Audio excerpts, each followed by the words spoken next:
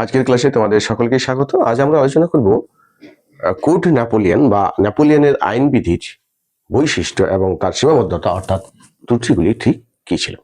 তোমরা জানো যে 1789 খ্রিস্টাব্দে ফ্রান্সে ফরাসি বিপ্লব সংগঠিত হয় এবং এই ফরাসি বিপ্লবের শুরু থেকে ফ্রান্সের ডামাডোলের রাজনীতি শুরু হয়ে যায়, অর্থাৎ ফ্রান্সে একের পর এক সংবিধান ও সরকার গঠিত হতে থাকে, কিন্তু কোনো সরকার বা সংবিধানই স্থায়িত্ব লাভ করতে পারেনি।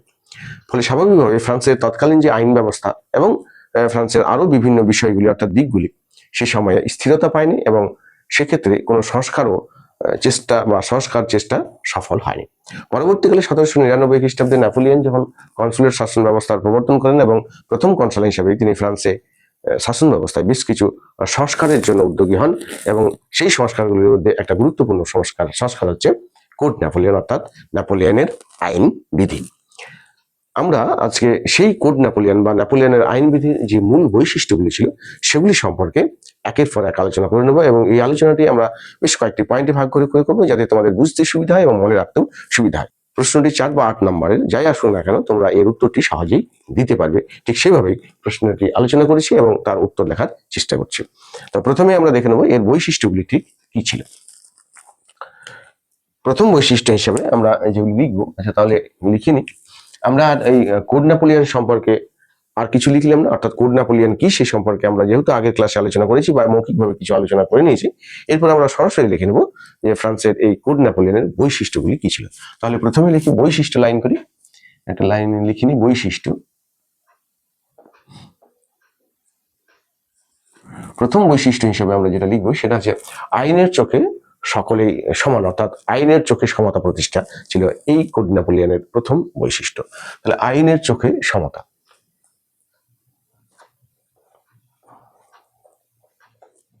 আইনের চোখে সমতা প্রতিষ্ঠা,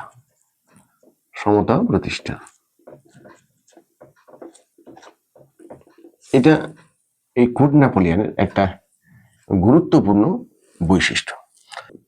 এটা কোড নেপোলিয়নের একটা গুরুত্বপূর্ণ বৈশিষ্ট্য এই কারণে বলছি যে ফরাসি বিপ্লব মূলত শুরু হয়েছিল ফ্রান্সের যে বৈষম্য অর্থাৎ সামাজিক বৈষম্য তৈরি হয়েছিল ফ্রান্সে, সেই সামাজিক বৈষম্যের বিরুদ্ধে এই আন্দোলন শুরু হয় এবং এই যে সামাজিক বৈষম্য এবং সেই সামাজিক বৈষম্যকে কেন্দ্র করে আইনের ক্ষেত্রে একটা বিশাল বৈষম্য তৈরি হয়েছিল ফরাসি আইন ব্যবস্থায়।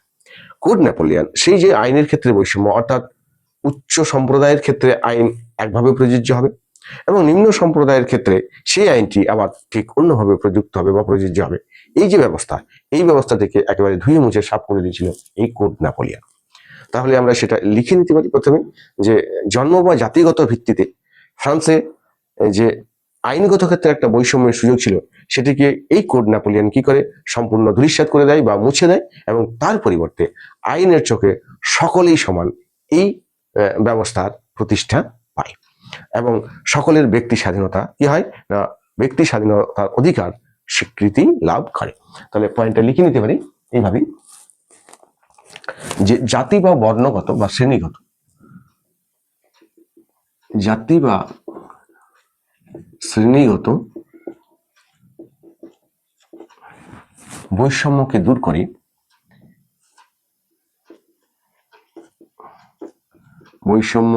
দূর করে আইনের চোখে সকল ব্যক্তি সমান, আইনের চোখে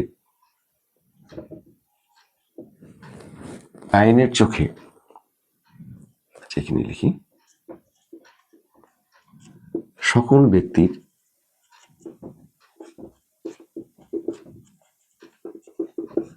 সমানাধিকার কি হয় প্রতিষ্ঠিত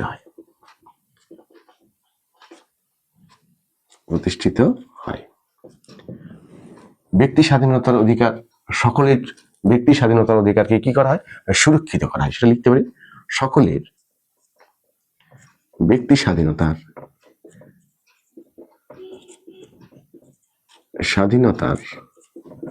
অধিকারকে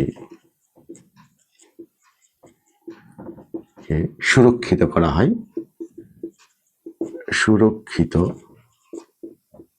করা হয় এই আইনের মাধ্যমে,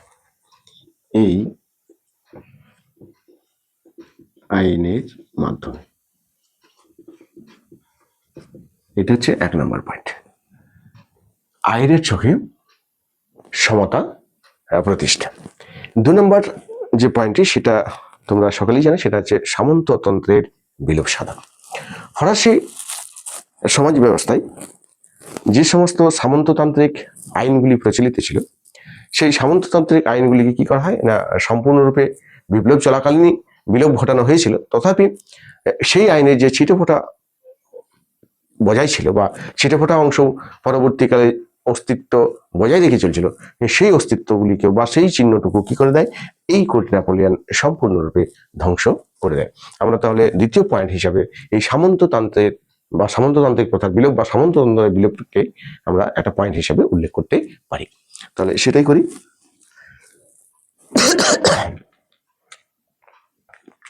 সামন্ততন্ত্রের বিলোপ। বিপ্লব পরবর্তীকালে, আচ্ছা এটা একটু উপরে উঠেনি, তার সবগুলোকে লিখতে সুবিধা। খ, সামন্ততন্ত্রের বিলোপ।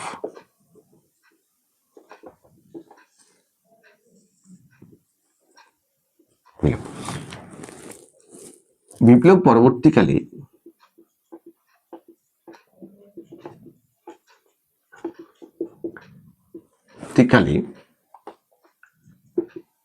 সামন্ততন্ত্রের চিহ্নটুকু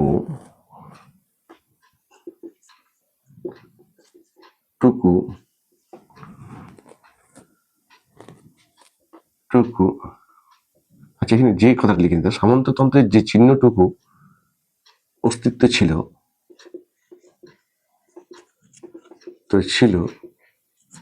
তার কি করে না, তার বিলোপ ঘটায় এই আইন। তার বিলোপ ঘটায় এই আইন। তাহলে এটাকে একটা পয়েন্ট হিসেবে লিখে নিলাম।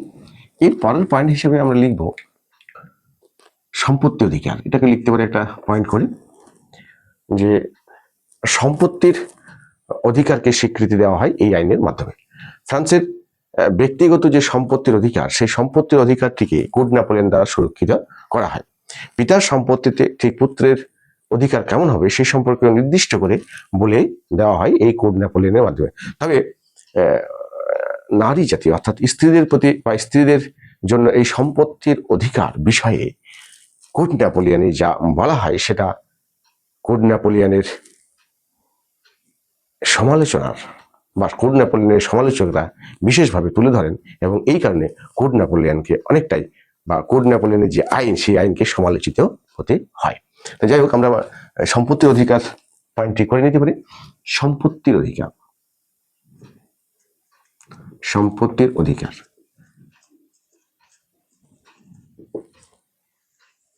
বিশেষ করে পুরুষ ব্যক্তির এই সম্পত্তির উপরে যে অধিকার ছিল, সেই অধিকারকেই প্রতিষ্ঠিত করে এই কোড নেপোলিয়ন। তবে আমরা লিখছি যে ব্যক্তিগত সম্পত্তি, বিশেষ করে পুরুষদের ক্ষেত্রে আর কি, ব্যক্তিগত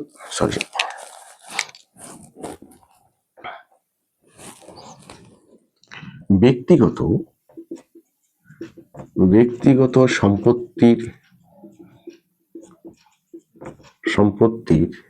অধিকারকে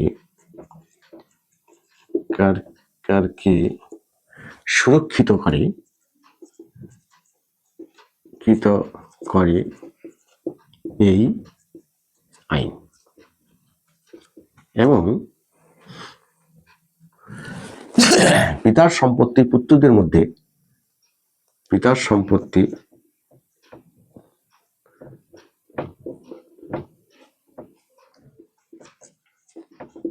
সম্পত্তির উপর সকল পুত্রের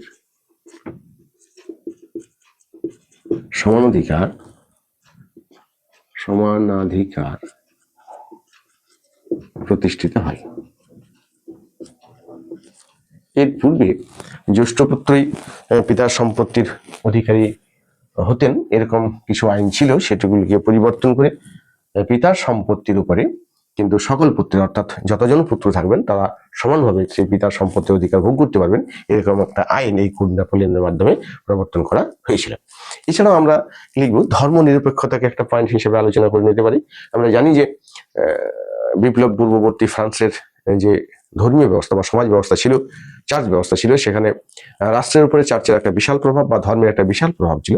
স্বাভাবিকভাবে ধর্ম মানুষের জীবনকে অনেকটাই নিয়ন্ত্রণ করতো এবং ধর্ম থেকে মানুষ কিন্তু কোনোভাবেই নিজেকে আলাদা করতে পারতো না, এবং রাষ্ট্র ধর্ম থেকে নিজেকে আলাদা করে নিতে পারতো না। রাষ্ট্রের সঙ্গে ধর্মের একটা সম্পর্ক, ওতপ্রোতভাবে সম্পর্ক ছিল।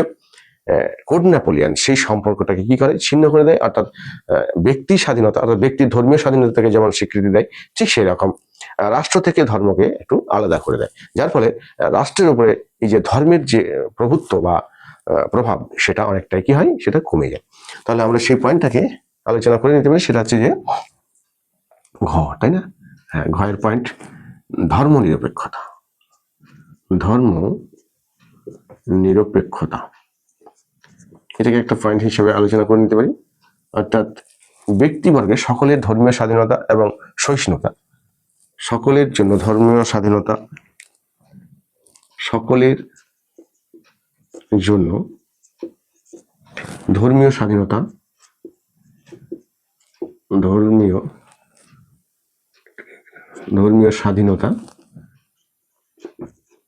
স্বাধীনতা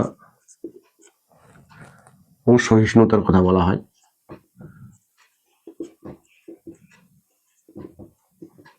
তার কথা বলা হয়। রাষ্ট্র থেকে ধর্মকে পৃথক করা হয়। রাষ্ট্র থেকে ধর্মকে কি করা হয়, পৃথক করা হয় এই আইনের মাধ্যমে।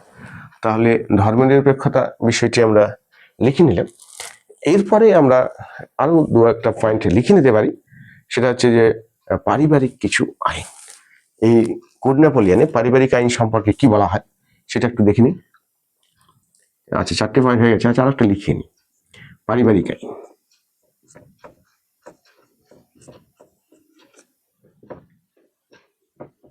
আইন, পরিবার সম্পর্কে এই আইনে যা বলা হয়েছিল সেটিও পরবর্তীকালে একটা সমালোচনার বিষয়বস্তু হিসেবে পরিগণিত হয়, এবং এর জন্য কোড নেপোলিয়নকে অনেকটাই সমালোচিত হতে হয় আর কি। আমরা দেখে নেব এই পারিবারিক আইনে কি বলা হয়েছিল। না, পরিবারের এই যিনি প্রধান, মূলত পুরুষ ব্যক্তি ছিলেন, পুরুষই ছিলেন পরিবারের প্রধান, এবং সেই পরিবারের প্রধান তার স্ত্রী এবং সন্তানদের উপরে কর্তৃত্ব স্থাপন করতে পারবে, এরকম একটা আইন এই কোড নেপোলিয়নের মাধ্যমে তৈরি করা হয়েছিল। তাহলে সেটা আমরা একটু লিখে নিতে পারি যে পরিবারের প্রধান কি, যাই হোক পরিবার, হ্যাঁ, পরিবারের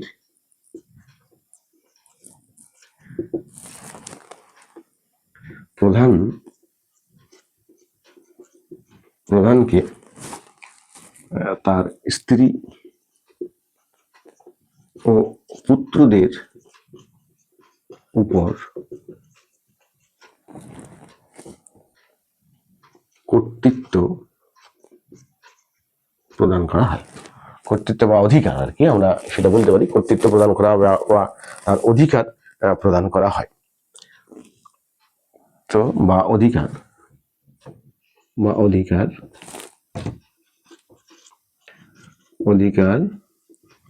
প্রদান করা হয়। এটা হচ্ছে 5 নম্বর পয়েন্ট।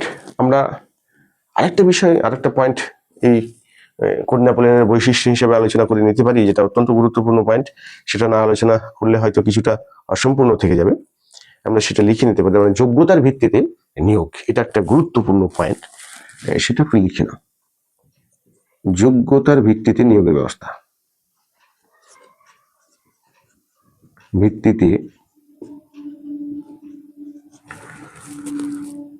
নিয়োগ।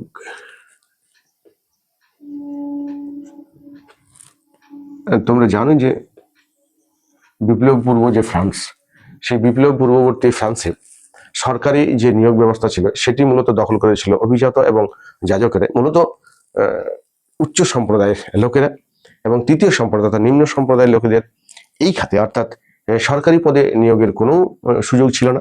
স্বাভাবিকভাবে নিয়োগের ক্ষেত্রে কিন্তু কোনো রকম স্বাধীনতা ছিল না, এটা আমরা বলতেই পারি। কোড নেপোলিয়নের মাধ্যমে কি করা হয় না, এই বংশমর্যাদা বা উচ্চ শ্রেণীর যে প্রথাগত নিয়ম সেগুলিকে সম্পূর্ণ বাতিল করে দেওয়া হয়, এবং নিয়োগের ক্ষেত্রে একমাত্র মাপকাঠি সেটাকে যোগ্যতা হিসাবে, অর্থাৎ যোগ্য ব্যক্তিকে নিয়োগ করার প্রথা প্রবর্তন করা হয়। অর্থাৎ নিয়োগের ক্ষেত্রে কি কি দেখা হয় না, তাদের বুদ্ধিমত্তাকে গুরুত্ব দেওয়া হয় এবং সেই ভিত্তিতে ব্যক্তিদের নিয়োগের ব্যবস্থা করা হয়। এখানে বংশকৌলীন্য বা আভিজাত্যকে সম্পূর্ণরূপে কি করা হয়, অস্বীকার করা হয় এই কোড নেপোলিয়নের মাধ্যমে। তাহলে সেই বিষয়টা আমরা লিখে নিতে পারি যে যোগ্যতার ভিত্তিতে নিয়োগ, অর্থাৎ সরকারি বা বেসরকারি যে কোনো সরকারি সরকারের সামরিক এবং অসামরিক, সেটা সরকারি বিভাগই বলবো। সরকারি বিভাগে নিয়োগের ক্ষেত্রে সরকারি বিভাগে কারি পদে বা বিভাগে নিয়োগের ক্ষেত্রে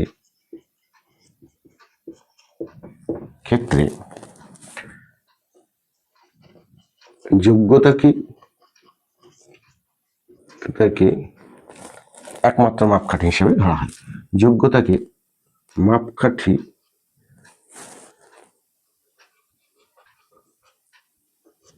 হিসাবে বিবেচনা করা হয়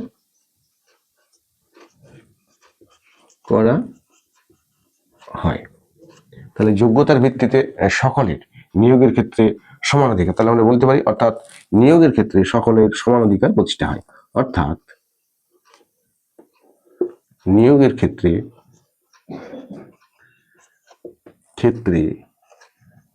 সকলের সমান অধিকার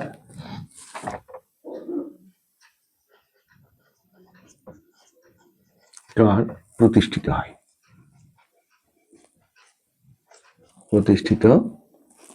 হয়। এই হচ্ছে কোড নেপোলিয়নের বৈশিষ্ট্য। মোটামুটি এই বৈশিষ্ট্যগুলো আমরা আলোচনা করে নিলাম। এবার আমরা দেখে নেব এই কোড নেপোলিয়নের ঠিক সীমাবদ্ধতাগুলি কি কি। তাহলে চলো সীমাবদ্ধতাগুলি একটু দেখে নিই। পানিগুলো মুছে নিচ্ছি।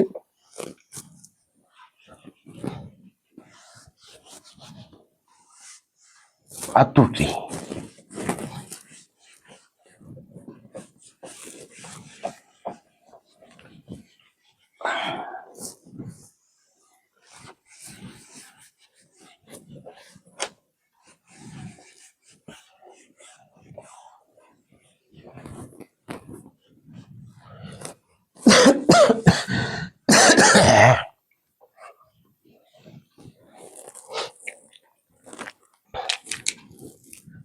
সীমাবদ্ধতা বা ত্রুটি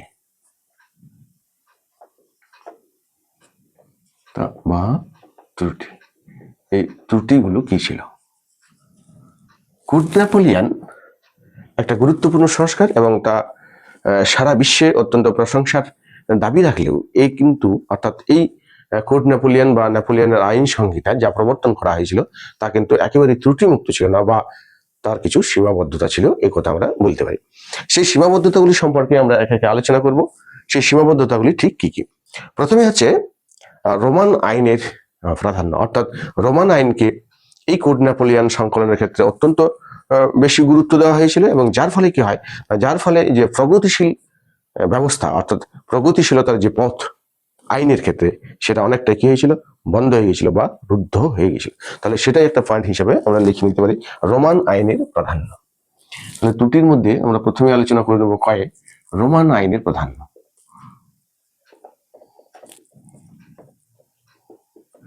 রোমান আইনের প্রাধান্য,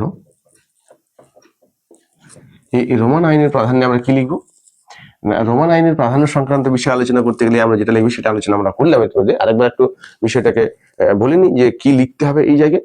এই জায়গায় আমরা এটা লিখবো যে এই আইন বিধিতে রোমান আইনকে অতিরিক্ত গুরুত্ব দেওয়া হয়, যার ফলে কি হয় না, যার ফলে এই যে আইন বা আইন বিধি, এই আইন বিধি কি হয় না প্রগতিশীলতার পথে বা উন্নতির পথে কিছুটা কি হয়, বাধার সৃষ্টি হয়। সেটা লিখেও নিতে পারে যে রোমান আইনকে অত্যধিক গুরুত্ব দেওয়ার ফলে রোমান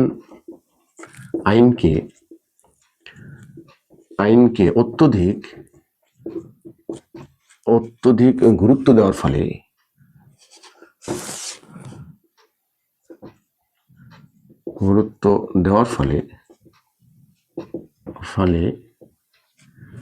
প্রগতিশীলতার পথ রুদ্ধ হয়ে যায়। লিখে দিতে পারি, প্রগতিশীলতার পথ রুদ্ধ হয়।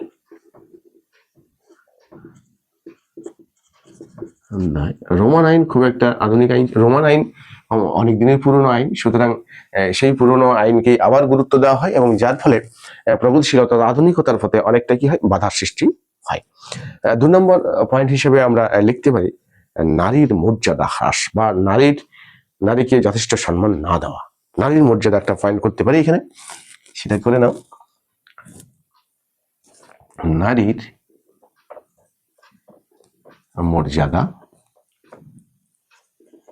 মর্যাদা কি লিখব? নারীর মর্যাদা হ্রাস করতে পারো। কিভাবে হ্রাস করা হয় নারীর মর্যাদা? না, তোমরা এর আগে আলোচনায় দেখেছো যে মূলত যে সমানাধিকারের আইনগুলি প্রতিষ্ঠিত হয় সেগুলি পুরুষতান্ত্রিক অর্থাৎ পুরুষদের জন্য করা হয়েছিল। নারীদেরকে কিন্তু কোন রকম অধিকার এই কোড বিধি বা আইন বিধিতে দেওয়া হয়নি।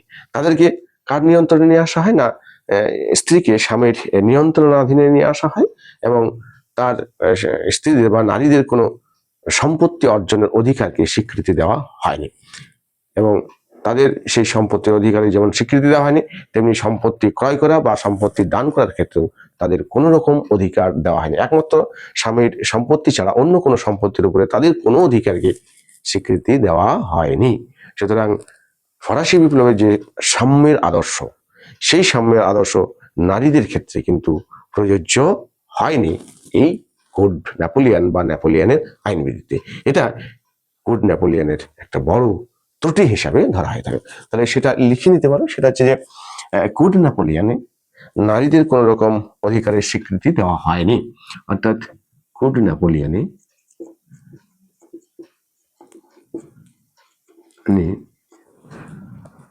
স্বামীর সম্পত্তি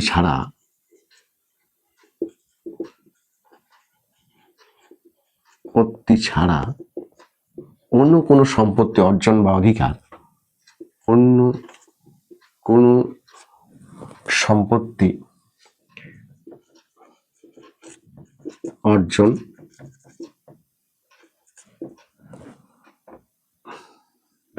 অর্জন, বিক্রি, ক্রয় বা দানের অধিকার দেওয়া হয়নি।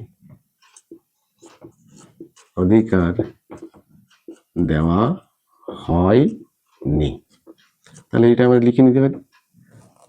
এছাড়া আমরা 3 নম্বর পয়েন্ট হিসাবে সীমাবদ্ধতার ক্ষেত্রে আর কি 3 নম্বর পয়েন্ট হিসেবে যেটাকে আলোচনা করতে পারি সেটা হচ্ছে ফরাসি বিপ্লবের আদর্শ। সেই ফরাসি বিপ্লবের যে সাম্যের আদর্শ, সেই সাম্যের আদর্শের অবমাননা, এই কথাটা আমরা বলতে পারি। তবে সেটা আমরা মূলত এখানেই আলোচনা করে নিয়েছি একবার। সেটা পুত্রদের ক্ষেত্রেও প্রযোজ্য হয়েছিল, কারণ পুত্রদের উপরেও তার পিতারা কি করেছেন, পিতার কর্তৃত্ব প্রতিষ্ঠা হয়। স্বাভাবিকভাবেই আমরা বলতে পারি যে ফরাসি বিপ্লবের যে মূল 3টি আদর্শ, সাম্য, মৈত্রী এবং স্বাধীনতা, সেই সাম্যের অধিকারকে এই কোড নেপোলিয়ান অস্বীকার করে। তাহলে সেটা একটু লিখে নিতে পারো, অথবা এর সঙ্গেই এই বিষয়টির সঙ্গে অর্ধেকটা আমরা আলোচনা করে নিয়েছি, আর না লিখলেও। আচ্ছা, 3 নম্বর পয়েন্ট হিসেবে আমরা যেটা লিখবো, আচ্ছা গোয়া 3 নম্বর পয়েন্ট হিসেবে আমরা লিখতে পারি সেটা হচ্ছে যে শ্রমিকদের কথা, অর্থাৎ শ্রমিকদের কোন রকম অধিকারের কথা এই কোড নেপোলিয়ানে উল্লেখ করা হয়নি। কেন হয়নি? না, সে কারণটি এই কোড নেপোলিয়ানে উল্লেখ নেই, কিন্তু এই উল্লেখটা না থাকা কোড নেপোলিয়ানের একটা বড় ত্রুটি হিসেবে ধরা হয়। কারণ কি? না, কারণ হচ্ছে আমরা জানি যে ফরাসি বিপ্লব যখন সংগঠিত হয়, সেই ফরাসি বিপ্লব সংগঠনের পিছনে শ্রমিকদের একটা বড় ভূমিকা ছিল এবং তারা ফরাসি বিপ্লবকে অনেকটাই এগিয়ে নিয়ে গেছিলেন এবং তারা তাদের দাবি দাওয়া আদায় করার জন্য বিপ্লবে অত্যন্ত সক্রিয়ভাবে অংশগ্রহণ করেছিলেন। সুতরাং তাদের সেই দাবি দাওয়াগুলি এই কোড নেপোলিয়ানের মাধ্যমে প্রতিফলিত হওয়ার প্রয়োজন ছিল বলে অনেকেই মনে করেন, কিন্তু সেটা প্রতিফলিত হয়নি এই কোড নেপোলিয়ানে। তাই বলা হয় যে কোড নেপোলিয়ানের শ্রমিকদের দাবি দেওয়ার কথাটা প্রতিফলিত না হওয়া একটা বড় ত্রুটি। সুতরাং সেটাকেও একটা পয়েন্ট হিসাবে আমরা লিখতে পারি, লিখিনি তাহলে। শ্রমিকদের দাবি দেওয়া প্রতিফলিত না হওয়া বা শ্রমিকদের অধিকার কি করা হয়নি, স্বীকার করা হয়নি। শ্রমিকদের অধিকার লিখতে পারি, শ্রমিকদের অধিকার অধিকার না দেওয়া বা শ্রমিকদের কোন রকম অধিকার দেওয়া হয়নি, এই বা অধিকার দেওয়ার কথা বলা হয়নি আর কি। তাহলে আমরা লিখে নিতে পারি যে শ্রমিক কল্যাণের কথা বা শ্রমিকদের অধিকার সম্পর্কে এই কোড নেপোলিয়নে শ্রমিকদের অধিকার সম্পর্কে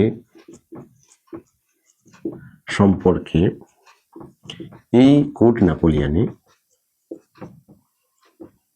সেখানে লিখতে পারছেন, এটাকে দিকে লিখি,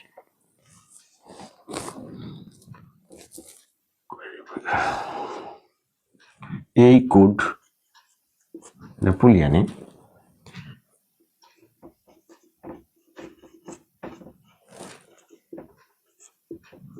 কোনো কথা বলা হয়নি, কোনো কিছুই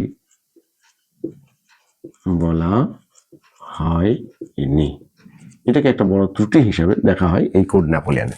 তাহলে আমরা কোড নেপোলিয়নের যে ত্রুটিগুলি সেগুলি আলোচনা করে নিলাম। তবে এই ত্রুটি সত্ত্বেও কোড নেপোলিয়ন ফ্রান্স তথা সারা বিশ্বের ইতিহাসে একটি গুরুত্বপূর্ণ আইন সংকলন, সে বিষয়ে সন্দেহের কোনো অবকাশ নেই।